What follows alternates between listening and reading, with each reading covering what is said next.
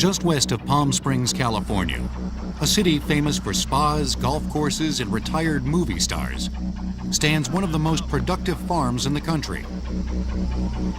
But this farm doesn't harvest corn or wheat. It harvests the wind. This is a wind farm, and its machines are some of the biggest in the world. Planted here are thousands of electric wind generators. Some perched on towers nearly 200 feet tall. Think of them as windmills on steroids. The idea is to take the incessant wind that blows through a desert pass here and transform it into usable electricity. The machines behind us, the diameter of the rotor is large enough where you could put a 747 wingspan in there. The blades are in the range of about 9 tons apiece. Just the hub of the rotor is about 9 tons. So when you add this all up, there's about 60 tons of equipment up in the air on top of that tower. This tower is 180 some feet. Our large generators will generate about 4 million kilowatt hours a year, which is enough to power about 400 households for the year. People have been looking to harness this free resource for centuries. The Persians were the first to apply wind power to irrigation and milling around the 5th century AD. By the 12th century, windmills spread through Europe.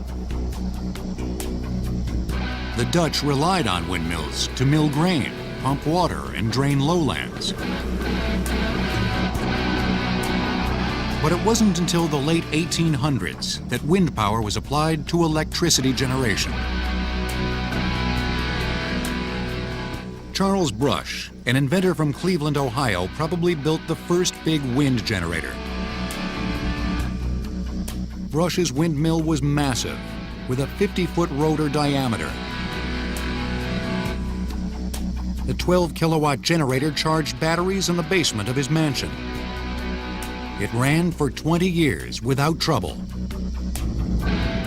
Still, wind electricity was zapped in the early 20th century by large power plants and an extensive electrical grid. It wasn't until the 1970s energy crisis that wind power started spinning again. Today, Europe and America lead the world in wind electric production. The rotor you're looking at now is off of a 1 megawatt N54 wind turbine made by Nordex. The diameter of the blades are 50 meters, which is about half a football field. When these blades start turning, they come down this main shaft, which rotates into this 3-ratio gearbox. There's a high speed on this gearbox, which in thus turns a generator, and that's what starts making electricity for this wind turbine. The Nordex company of Germany builds the largest production wind turbines on the planet. This massive machine isn't even the biggest that Nordex builds. In 2001, the company started producing the world's largest production wind turbines. 2.5 megawatt machines with a rotor diameter nearly the length of a football field.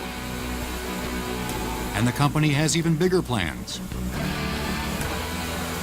Right now we have in Nordex under development a 5 megawatt turbine that's just monstrous for offshore projects. In the future, everything is going up in size. They're going to be bigger, they're going to be taller, they're going to generate more electricity. It's gotten to be where it's competitive with conventional fuels. And of course, our fuel is free. The wind is free. It just blows forever. Although wind power is efficient and environmentally friendly, startup costs are significant. And if the wind isn't blowing, electricity isn't being produced.